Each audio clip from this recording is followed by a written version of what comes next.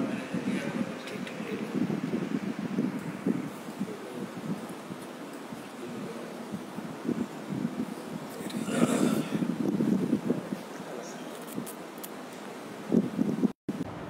اللہ الرحمن الرحیم الحمدللہ وکفی وسلام علی عبادہ الذین اصطفی اما بعد۔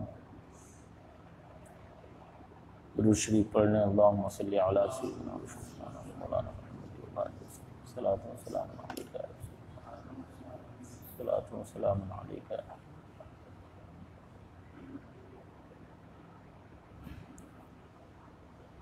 ایک چیز کا ذکر بہت اہم ہے، حضرت نے بارہا یاد دلایا کہ ہمیں اور آپ کو کوئی بھی اچھا کام کرنے سے پہلے نیت کو اپنی حاضر کر لینا چاہیے۔ ہم لوگوں لیے تو خاص طور پر یہ بہت ضروری ہے کہ ہماری اور آپ کی نیت ہر وقت حاضر ہو، اور ہم دھیان بھی رکھیں کہ ہم فلاں کام اللہ کی رضا کے لیے کر رہے ہیں۔ مثلاً یہ درس ہو رہا ہے، ہم اور آپ درس میں شریک ہیں، تو درس دینے والے اور سننے والوں اور سب پر لازم ہے کہ شروعات میں ہی اس بات کا دھیان کر لیں کہ ہم یہ کام اللہ کی رضا کے لیے کر رہے ہیں۔ بات سمجھ رہے ہیں؟ یہ نہایت اہم اور ضروری چیز ہے کہ اس کے بغیر ہمیں اور آپ کو کسی بھی عمل کا ثواب نہیں مل سکتا۔ مشہور حدیث شریف ہے، آپ پڑھتے اور سنتے رہتے ہیں، انما الاعمال بالنیات۔ ہمارے نزدیک وہاں ثواب کا لفظ محذوف مانا جاتا ہے، مضاف، اور ترجمہ کرتے ہیں کہ اعمال کا ثواب نیتوں کے ذریعے۔ اس لیے جو ہے اس چیز کو ہمیشہ یاد رکھیں، اور اس بات کی ہمیں اور آپ کو مشق کرنا پڑے گی، بغیر مشق کے یہ کام نہیں ہوتا ہے۔ ہمیشہ کوشش کرتے رہیں اور اس بات کا دھیان دیتے رہیں کہ ہم اور آپ جو کام بھی کر رہے ہیں وہ اللہ کی رضا کے لیے کر رہے ہیں۔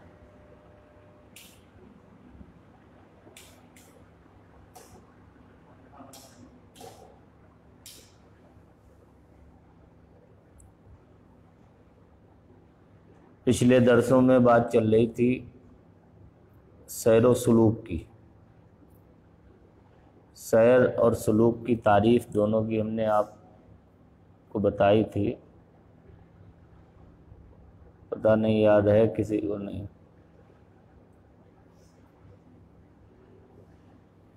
سیر کی تعریف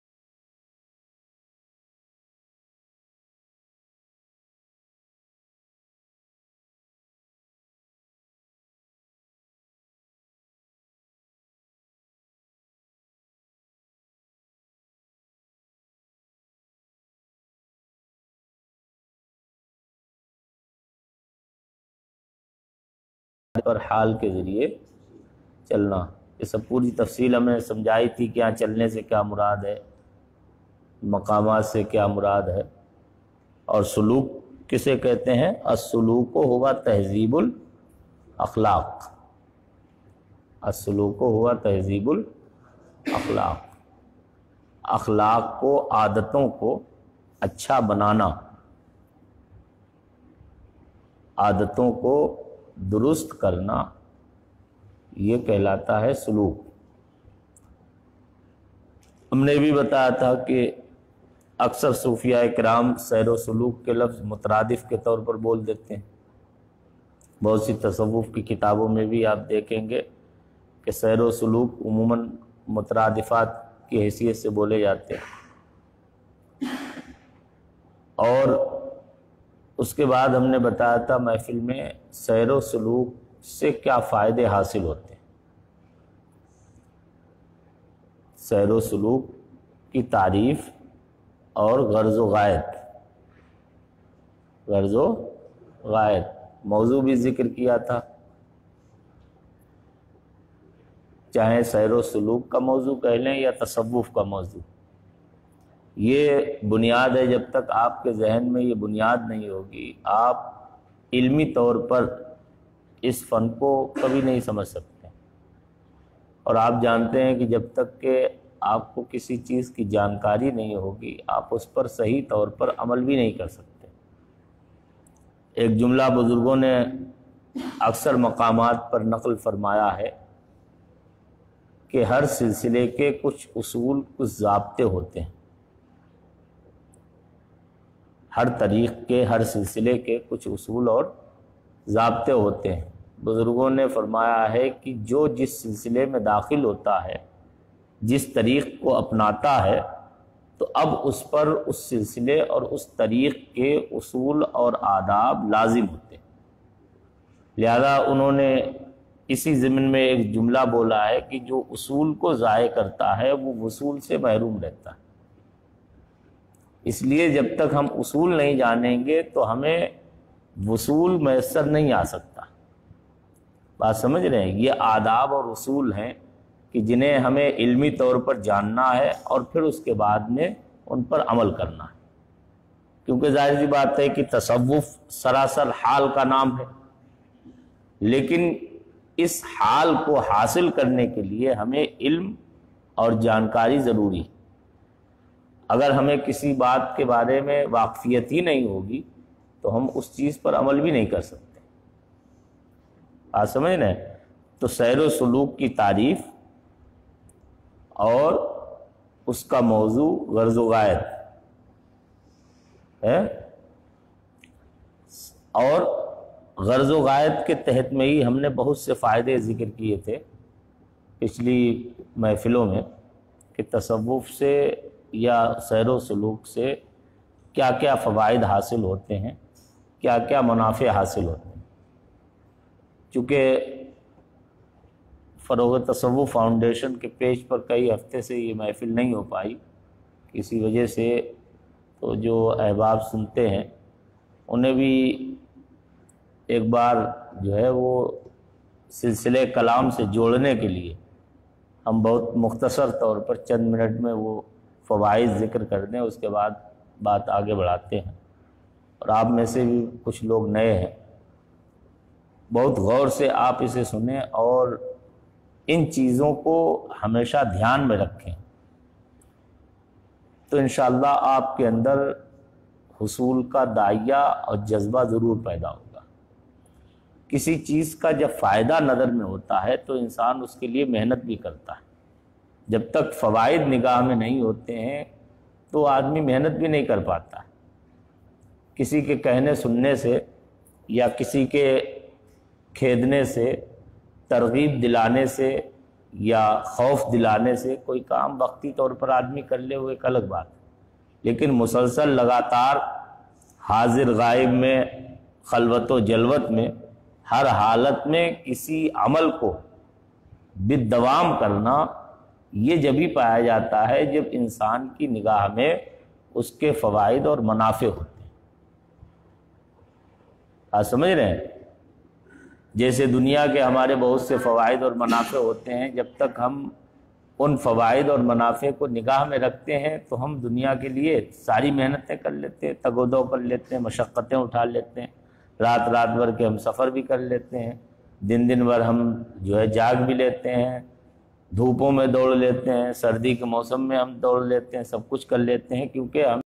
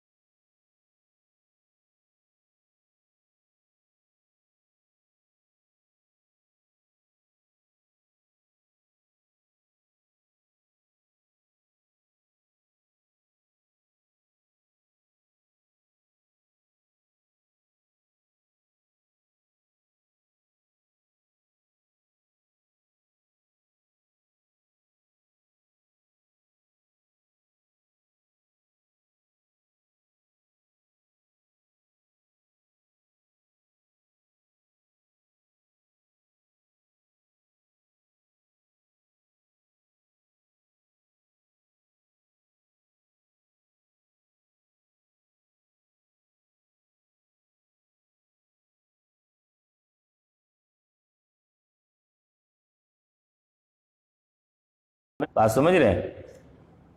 تو انہوں نے سلوک کے مختلف اور متعدد فوائد بھی ذکر کیے. جیسے سرکار شاہ نقشبند رضی اللہ عنہ سے کسی نے پوچھا کہ حضور یہ سیر و سلوک سے فائدہ کیا حاصل ہوتا ہے، اس کا مقصد کیا؟ تو آپ نے فرمایا سیر و سلوک کا سب سے اہم مقصد اور فائدہ یہ ہے کہ وہ علوم جو نظری اور استدلالی ہوتے ہیں وہ سیر و سلوک کے ذریعے کشفی اور شہودی ہو جاتے ہیں. یہ بات ہم یہ سارے لفظ بھی آپ کو سمجھا چکے پچھلی محفلوں میں، اب وہ زیادہ بات کو لمبا کرنے کا وقت نہیں ہے. نظری اور استدلالی اور کشفی شہودی کی بڑی وضاحت کافی دیر تک ہم نے کی تھی پچھلی محفل میں، تو اسے آپ نگاہ میں رکھیں. دوسرا فائدہ کیا ہے؟ بزرگوں نے فرمایا ہے کہ دوسرا فائدہ یہ ہے کہ انسان جب اکتساب انوار کرتا رہتا ہے، نور حاصل کرتا رہتا ہے، تو بندے کا ایک عارف کا یہ ظاہری جسم بھی انوار الہی سے منور اور روشن ہو جاتا ہے.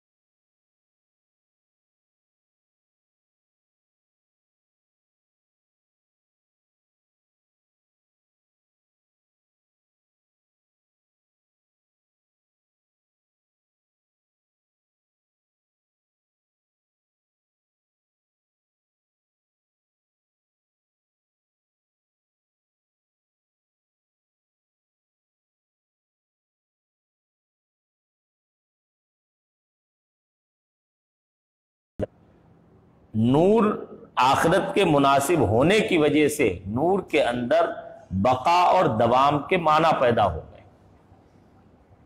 اس لیے جس کا جسم نورانی ہو جاتا ہے تو اس کے اندر بقا اور دوام پیدا ہو جاتی ہے. آپ سمجھ رہے ہیں؟ اور بزرگوں کی یہاں فنا اور بقا کی جو منزلیں طے ہوتی ہیں، بظاہر تو اس میں کچھ انسان کا گھٹتا بڑھتا یا گھلتا اور اگتا ہوا نظر نہیں آتا ہے، لیکن باطنی طور پر جو صاحب کشف ہوتے ہیں وہ دیکھتے ہیں سلوک کی منزلیں طے کرتے ہوئے، ایسا محسوس ہوتا ہے کہ جیسے موم دیکھا ہوگا کہ موم بتی پگھلتی ہے. جب موم بتی جلتی ہو تو پگھلتی ہے، پگھل کے وہ ایک وقت وہ آتا ہے کہ بالکل وہ ختم ہو جاتی، ایک بوند بھی باقی نہیں رہتی. یہ فنا ہوتی ہے. اللہ کے انوار میں تجلیات میں اہل اللہ کو جب فنا حاصل ہوتی ہے تو وہ بھی کشف میں دیکھتے ہیں کہ جیسے ان کا جسم انوار الہی سے گھل رہا اور ایسا پگھلتا جا رہا. ایک وقت وہ آتا ہے کہ پورا وہ جسم اپنا دیکھتے ہیں کشف میں کہ پورا جسم ان کا پگھل گیا، کچھ بھی باقی نہیں رہا.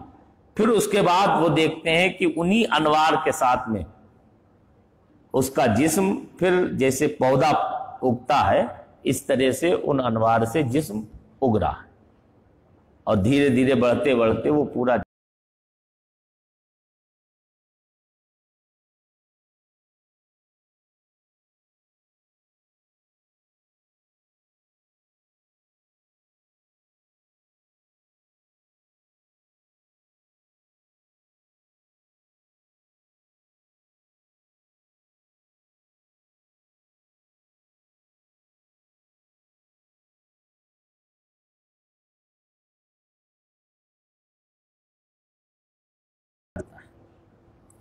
ابھی ہم اور آپ جو عمل کرتے ہیں وہ تکلف کے ساتھ کرتے ہیں. ابھی جو عمل کرتے ہیں وہ تکلف کے ساتھ، مثلا نمازیں پڑھتے ہیں تو ہمارا نفس نہیں چاہتا ہے، ہمارا جسم سستی کرتا ہے، کاہلی کرتا ہے، لیکن ہم خوف الہی کی وجہ سے یا ثواب کی طلب میں یا جنت کی خواہش میں یا دنیا کے لوگوں کے طعن و تشنیع سے بچنے کے لیے دیگر اور وجوہات کی بنا پر ہم نمازیں ادا کرتے ہیں. یہ تکلف کے ساتھ ہے. لیکن اللہ والوں کی شان یہ ہوتی ہے جب انہیں سلوک طے کر لیتے ہیں تو پھر ان کی شان یہ ہو جاتی ہے کہ انہیں نمازوں میں وہ لطف آتا ہے جو خارج نماز میں نہیں آتا. اس لیے وہ نماز جب پڑھتے ہیں تو تکلف میں نہیں پڑھتے ہیں، وہ سستی سے نہیں پڑھتے ہیں، زبردستی نہیں پڑھتے ہیں، بلکہ وہ دل کی خواہش سے پڑھتے ہیں. اسی لیے حضرت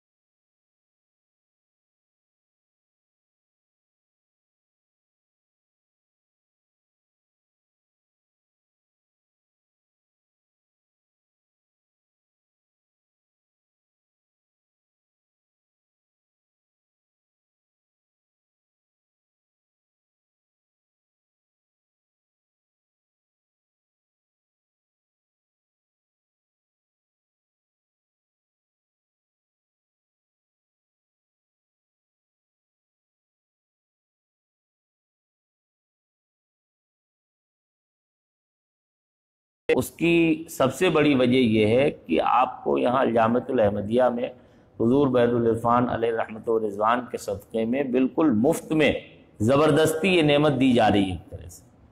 ورنہ آپ بزرگوں کی سوانح پڑھ کے دیکھیں، سیرت پڑھ کے دیکھیں، انہوں نے روحانیت کے حصول کے لیے کیسی کیسی محنتیں کی. یہاں تو مفت میں مل رہا ہے، آپ کو علم ظاہر بھی مل رہا ہے، ساتھ میں آپ کو علم باطن بھی مل رہا ہے. آپ تھوڑی دیر ذکر مراقبہ کرتے ہیں پھر بھی نرے لوگوں کے لطائف ذاکر ہو چکے ہیں، کچھ لوگوں کچھ منزلیں بھی طے ہو چکی ہیں. لیکن آپ خود کبھی تنہائی میں اپنے گریبان میں جھانک کے دیکھیں کہ خود ہماری اور آپ کی محنت کتنی. ہم تو تھوڑی دیر یاد الہی میں بھی نہیں بسر کر پاتے ہیں، ہمیں تو ہر وقت غفلت ہی غفلت طاری رہتی ہے. ذکر و مراقبے کے علاوہ اس کے بعد کب ہم میں سے کتنے لوگ ہیں کہ جو ہر وقت اپنے دل کی طرف توجہ کرتے ہوں کہ ہمارا دل اللہ اللہ کر رہا. آپ سوچیں بالکل کوئی ذرہ برابر ہماری اور آپ کی محنت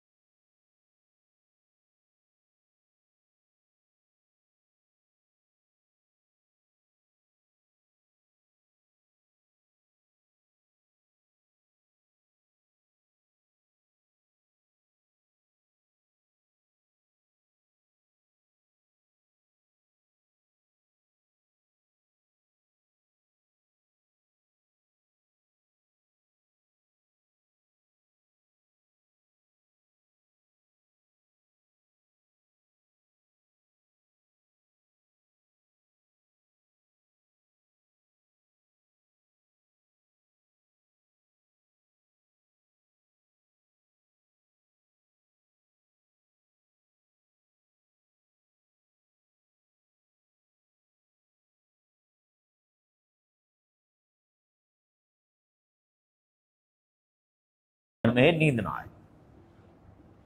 آپ سوچیں کیسے کیسے لوگ. خود ہمارے سلسلے کے سرکار خواجہ باقی باللہ رضی اللہ عنہ کے بارے میں بیان کیا گیا، ان کی سیرت میں لکھا ہے کہ پوری پوری رات مراقبے میں گزارتے تھے. اگر کبھی سستی سی لگنے لگتی تو اٹھ کے تازہ وضو فرما لیتے، 2 رکعت نفل پڑھتے، پھر مراقب ہو جاتے.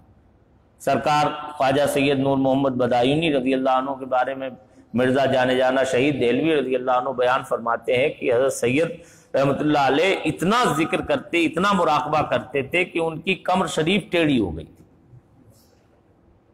بہت محنتیں کی بزرگوں نے، کیونکہ انہیں قدر معلوم تھی، انہیں معلوم تھا کہ یہ دنیا کچھ نہیں ہے، یہ جو راستہ ہے جس کے لیے ہم تھوڑی محنت کر رہے ہیں یہ وہ راستہ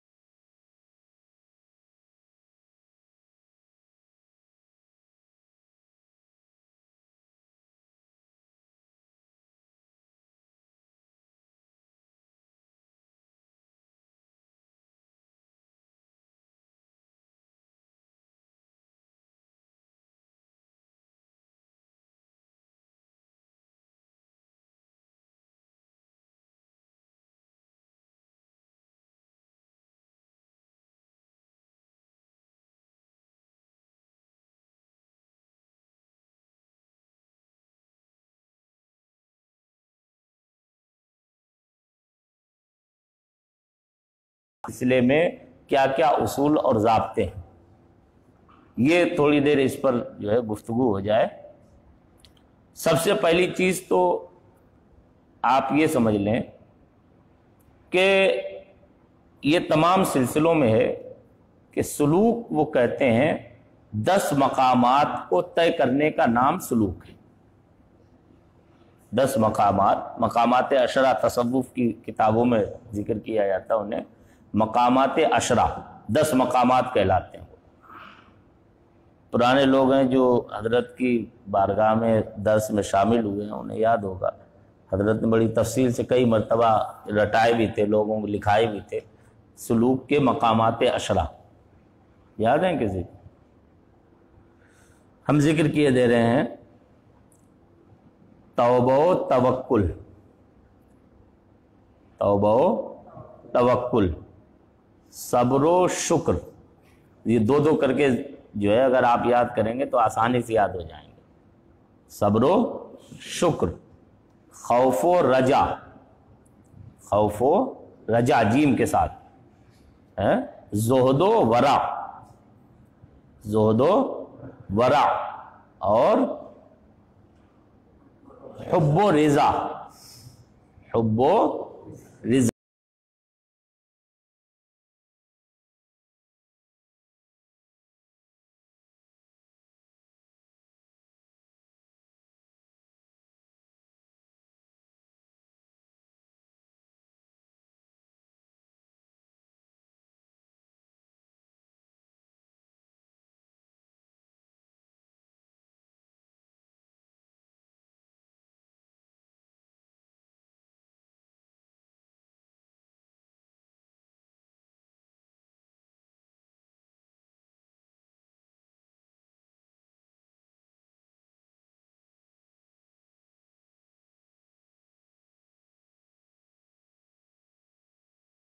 ہیں ہم شامت نفس سے، اپنی جبلی عادتوں کی وجہ سے یا اپنی خواہشات کی اتباع کی وجہ سے یا کسی صحبت وغیرہ میں پڑھ کے جو بھی ہم گناہ کر بیٹھے ہیں اس پر نادم ہونا، شرمندہ ہونا، پشیمان ہونا، پچھتانا، یہ توبہ ہے۔ لیکن یہ توبہ کا رکن اعظم ہے، یہ توبہ کا، ندامت کیا ہے، توبہ کا رکن اعظم ہے۔ ورنہ توبہ کی آپ تعریف پڑھیں گے تو صرف اسی بات کا، ندامت کا نام توبہ نہیں، بلکہ یہ اصل میں رکن اعظم کو ذکر کر کے اس کی پوری تعریف کی طرف اشارہ فرمایا گیا۔ جیسے آپ علماء کرام بیٹھے ہوئے ہیں، حدیث شریف میں پڑھا ہوگا آپ نے، آقا علیہ السلام فرماتے ہیں الحج عرفتن، حج عرفے کا نام ہے۔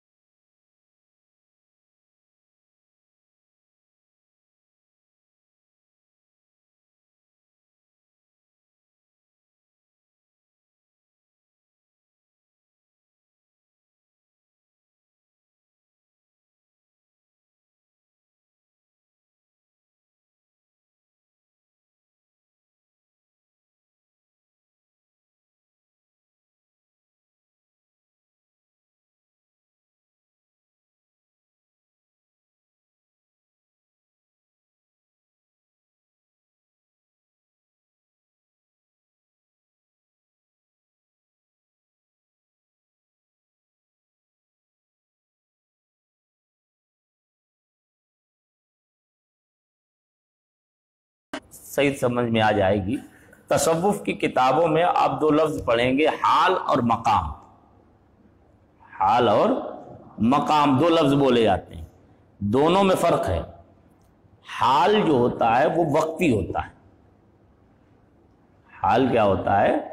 وقتی، تھوڑی دیر کے لیے کوئی کیفیت آپ پر طاری ہوئی، اس کے بعد ختم ہو گئی، تو اسے حال سے تعبیر کرتے ہیں۔ لیکن جب وہ کیفیت راسخ ہو جاتی ہے، جڑ پکڑ جاتی ہے، ہر وقت آپ کے اندر وہ کیفیت موجود رہتی ہے تو اس کیفیت کو کہتے ہیں مقام. سمجھ رہے ہیں؟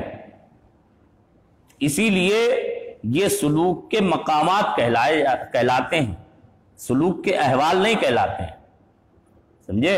حال الگ چیز ہے، حال ایک آنے جانے والی چیز ہے، وقتی چیز ہے. ایک لمحے کے لیے، تھوڑی دیر کے لیے آپ کو، گھنٹہ 2 گھنٹہ، 1 آدھ دن کے لیے آپ کو حاصل ہوئی، اس کے بعد وہ زائل ہو گئی، تو اسے حال کہیں گے. لیکن جب وہی جڑ پکڑ جائے، صفات اور قرار پکڑ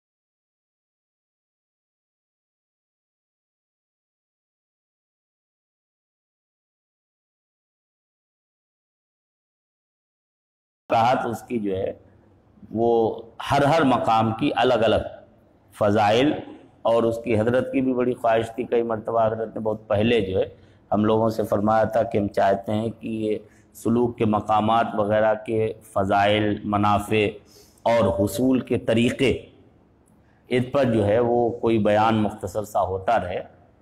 وہ تفصیل سے نہیں ہو پایا، لیکن انشاءاللہ آئندہ کے لیے ایک لائن بھی بن جائے گی.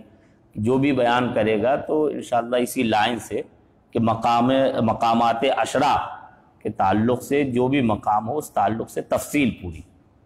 تو آج سب سے پہلے، چونکہ سب سے پہلا مقام توبہ ہے، تو توبہ کے تعلق سے چند ضروری باتیں جو ہے وہ ہم عرض کر دیں، اس کے بعد بیان ختم ہو جائے گا. ایک تو توبہ کی ہم نے آپ کو تعریف بتائی، یاد رہے گا.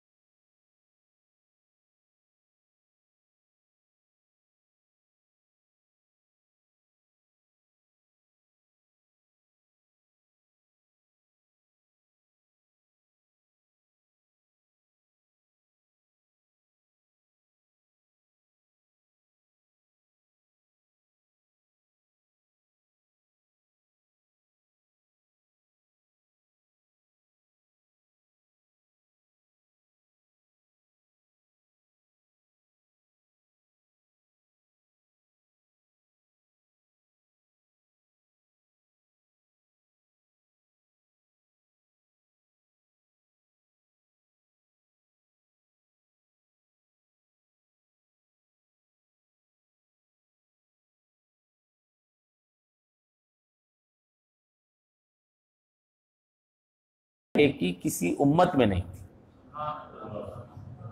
فرماتے ہیں سیدنا موسیٰ کلیم اللہ علی نبینا و علیہ الصلوۃ والتسلیم کی قوم سے خطا ہوئی، بچڑے کی انہوں نے پوجا کی. جب کوہ طور سے جناب موسیٰ واپس تشریف لائے، بیان کیا گیا، حضرت ہارون علیہ السلام نے بھی عرض کیا کہ حضور ایسے ایسے آپ کی قوم بھٹک گئی، سامری کے کہنے پہ آ کے انہوں نے بچڑے کو پوجا ہے اور یہ کیا ہے، میری بات نہیں مانی. تو حضرت موسیٰ نے جب انہیں ڈانٹا ڈپٹا، سمجھایا، ہدایت دی، تو وہ اپنی بات پر پشیمان ہوئے، شرمندہ ہوئے. عرض کرنے لگے کہ اب ہمیں جو گناہ کر بیٹھے ہیں، ہمیں اس سے توبہ کیسے نصیب ہو. حضرت موسیٰ نے عرض کیا، فرمایا کہ ہم اللہ کی بارگاہ میں عرض کریں گے. رب کی بارگاہ میں عرض کیا تو اللہ کی طرف سے کیا حکم آیا؟ فَاقْتُلُوا أَنفُسَكُمْ، تمہاری توبہ جب قبول ہوگی کہ جب تم ایک دوسرے کو قتل کرو، جب تم ایک دوسرے کو قتل کرو گے۔ اب جب حضرت موسیٰ علیہ السلام نے یہ سنا تو اپنی قوم کو یہ پیغام پہنچا دیا کہ اللہ کا فرمان ہے کہ توبہ جب ہی قبول ہوگی جب ایک دوسرے کو قتل کرو۔ تو وہ بڑا پہلے تو شش و پنج میں پڑ گئے، لیکن اللہ کا حکم تھا۔ حضرت موسیٰ علیہ السلام نے بھی فرمایا کہ دیکھو یہ دنیا کی زندگی ہے، یہ تو چند روزہ ہے، آج نہیں تو کل ختم ہی ہونے والی ہے۔ آخرت کے عذاب سے اگر بچنا چاہتے ہو تو اس کے علاوہ اور کوئی صورت نہیں۔ تو وہ تیار ہو گئے، لیکن کہنے لگے حضور اتنا تو کیے جائے کہ ہم ایک دوسرے کو قتل کریں گے، اپنے بھائیوں کو قتل کریں گے تو ہمارے ہاتھ کیسے اٹھیں گے، ہماری تلواریں ان کی گردنوں پہ کیسے پہنچیں گی، یہ تو بہت بڑی آزمائش ہے۔ آپ ایسا کیجئے، اللہ سے دعا کر دیجئے کہ اللہ تعالیٰ اندھیرا ہم پر طاری فرما دے تاکہ اس اندھیرے میں ہم ایک دوسرے کو نہ دیکھ کر تلوار چلائیں اور ایک دوسرے کو قتل کر دیں، اور اس طرح ہماری توبہ قبول ہو جائے گی۔ اللہ نے اندھیرا طاری فرما دیا، ان پہ گھٹا ٹوپ اندھیرا ہو گیا، انہوں نے تلواریں چلانا شروع کی۔ جلالین شریف میں ہمیں یاد آ رہا ہے، لکھا ہے ایک دن میں 70,000 بنی اسرائیل مارے گئے۔ جب 70,000 لوگ قتل ہو گئے تو حضرت موسیٰ کو رحم آ گیا، رب کی بارگاہ میں گر گڑایا، یا اللہ یہ تو پوری قومی ختم ہو جائے گی، تو رحیم ہے، کریم ہے، کرم فرما۔ تو اللہ رب العزت نے فرمایا ٹھیک ہے، اب جو قتل ہو گئے وہ ہو گئے، جو بچے ہیں ہم نے سب کی توبہ قبول فرما لی۔ ہمارے آپ کے لیے کیا ہے، بڑے سے بڑا گناہ کر لے، لیکن سرور انبیاء صلی اللہ علیہ وسلم کیا فرمان ہے، التائب من الذنب کمن لا ذنب لہ، گناہ سے توبہ کرنے والا ایسے ہی جیسے اس نے گناہ کیا ہی نہیں۔ اور حدیث شریف میں ایک تو مشہور تم نے سنی بھی ہوگی، ایک حدیث شریف میں تو توبہ کی اتنی بڑی فضیلت بیان کی گئی کہ اگر آدمی واقعی میں گہرائی سے دیکھے اسے تو انسان کبھی بھی توبہ کا دامن نہیں چھوڑے۔ سرکار دو عالم صلی اللہ علیہ وسلم فرماتے ہیں، بخاری وغیرہ میں بھی ذکر کی گئی حدیث بڑی مشہور ہے، کہ گناہ سے توبہ کرنے والے پر اللہ تعالیٰ کتنا خوش ہوتا ہے، کتنا اس سے راضی ہوتا ہے۔ ایک مثال سے آقا علیہ السلام نے بیان فرمایا کہ اسے اس طرح سمجھو کہ تم میں سے کوئی انسان جنگل میں سفر کر رہا ہو، تنے تنہا ہو، ساتھ میں اونٹ ہو، اونٹ پر اس کا کجاوا ہے بندھا ہوا، اور اس کا سارا ساز و سامان زاد راہ اونٹ کی پشت پر لدا ہوا ہے، بندھا ہوا ہے سائیڈ میں۔ وہ سفر کرتے کرتے جنگل میں اور صحرا میں اس نے ایک درخت دیکھا، تھکا ہوا تھا، اس نے سوچا تھوڑی دیر کے لیے اس درخت کے نیچے آرام کر لیں، اس کے بعد پھر سفر جاری رکھیں گے۔ اس نے اونٹ کو باندھ دیا ایک ٹہنی سے اور درخت کے نیچے آرام کرنے لگا۔ تھوڑی دیر سویا، اس کے بعد آنکھ کھلی، اٹھ کے دیکھا تو نہ تو اونٹ ہے اور نہ ہی زاد راہ، سب کچھ غائب۔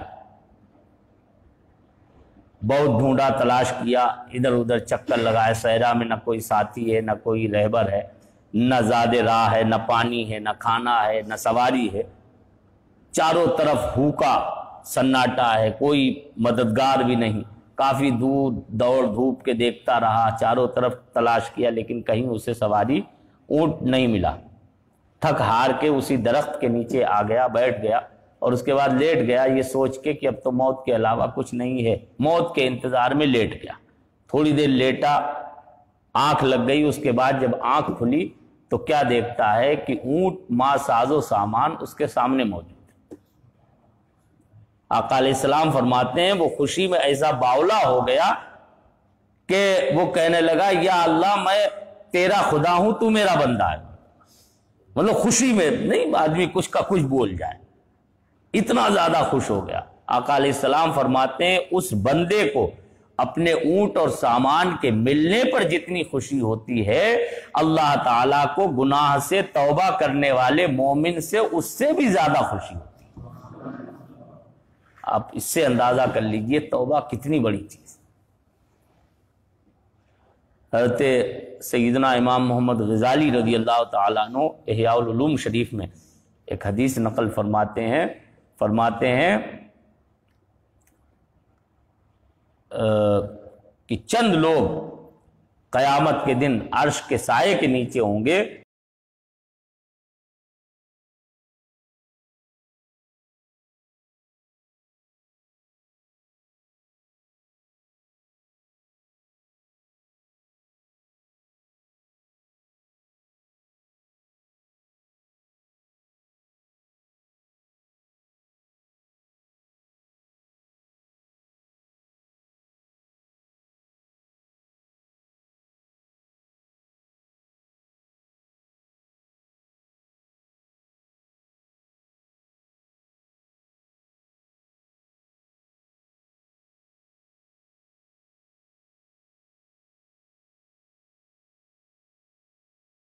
رہنے کی اللہ سے دعا بھی کرنا چاہیے۔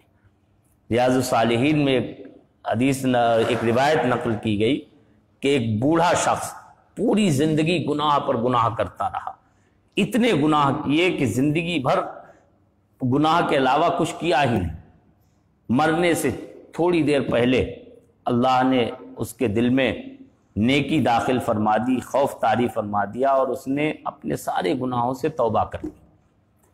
توبہ کی، اس کے بعد تھوڑی دیر کے بعد موت کا فرشتہ آ گیا، مر گیا۔ قبر میں جب دفن کیا گیا تو عذاب کے فرشتے آ گئے، اور ثواب کے فرشتے بھی، رحمت کے فرشتے بھی آ گئے۔ عذاب کے فرشتے کہنے لگے کہ ہم اسے عذاب دیں گے کیونکہ اس نے زندگی بھر گناہ کیے، زندگی بھر برائیاں ہی برائیاں کی، اس نے کبھی رب کی عبادت نہیں کی۔ رحمت کے فرشتے کہنے لگے کہ زندگی بھر گناہ تو اس نے کیے ہیں، لیکن اخیر وقت میں یہ توبہ کر کے مرا، اس لیے ہم اس پر رحمت الہی کا نزول کریں گے۔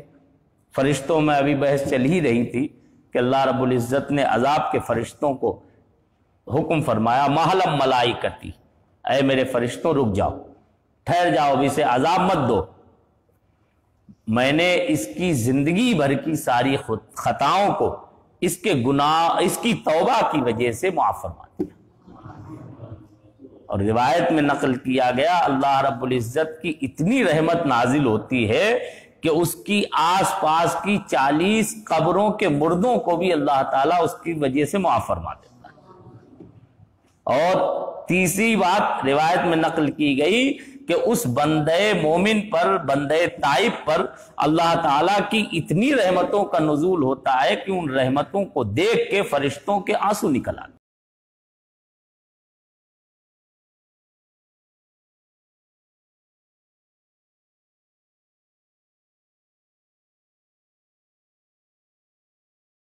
مقام کی فضیلت اور اہمیت کا معاملہ یہ ہے، عالم یہ ہے، تو پھر تصوف کے آخری اور انتہائی مقام یعنی مقام رضا کا عالم کیا ہوگا۔ آپ اس سے تصوف کی قدر سمجھیں، اہمیت سمجھیں، اور ایک ایک جو یہ مقامات ہم بیان کر رہے ہیں انشاءاللہ آگے بھی بیان ہوتے رہیں گے، آپ ایک ایک مقام کی باریکی، احیاء العلوم شریف وغیرہ میں بڑی تفصیل سے انہیں ذکر کیا گیا، عوارف المعارف شریف میں بھی ذکر کیا گیا، دیگر کتابوں میں مجدد صاحب نے مکتوبات شریف میں بھی مختلف جگہوں پر جو ہے بڑی تفصیل کے ساتھ میں جو ہے ان چیزوں کو ذکر فرمایا ہے۔ اور یہ تمام صوفیہ کا پتہ نہیں کسی بھی سلسلے کے، چاہے چشتی، قادری، سہروردی، نقشبندی، کسی بھی سلسلے کے کوئی بھی مشائخ ہوں، تمام صوفیہ کا اتفاق اس بات پر کہ ان مقامات کو طے کیے بغیر کوئی بھی وصول کی دولت سے مالا مال نہیں ہو سکتا ہے، ولایت حاصل نہیں کر سکتا۔ یہ الگ چیز ہے، ایک جملہ یاد رکھیں آپ یہاں پر تاکہ کوئی خدشہ اور کوئی جو ہے آپ کو شبہ لاحق نہ ہو۔ یہ الگ چیز ہے کہ دیگر سلاسل میں ان مقامات کو تفصیلاً طے کرایا جاتا ہے، اور سلسلے نقشبندیہ میں سرکار نقشبند کا فیضان اور کرم، اور ہم گناہگاروں پر، کم ہمتوں پر ان کا خاص یہ فیض ہے۔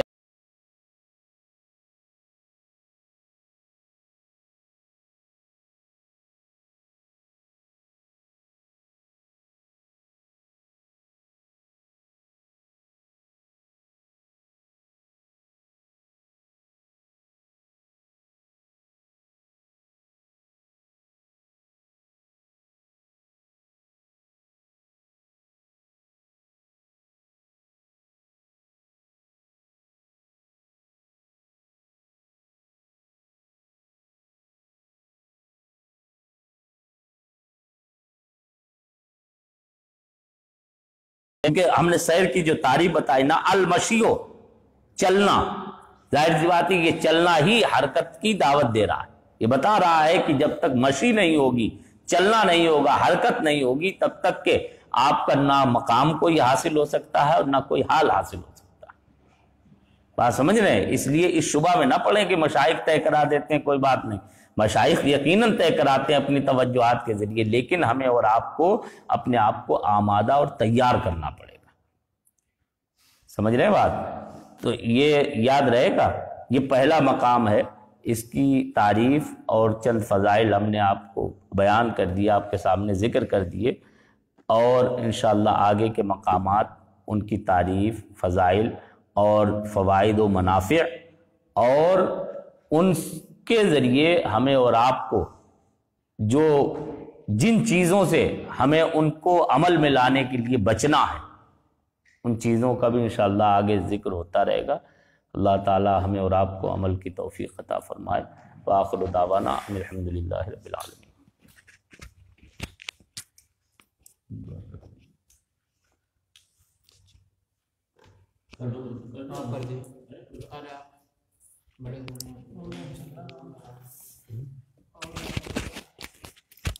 اللہم صلی علی سیدنا و نبینا و شفینا و حبیبنا و کریمنا مولانا محمد بارک وسلم، صلاۃ و سلام علیک یا رسول اللہ۔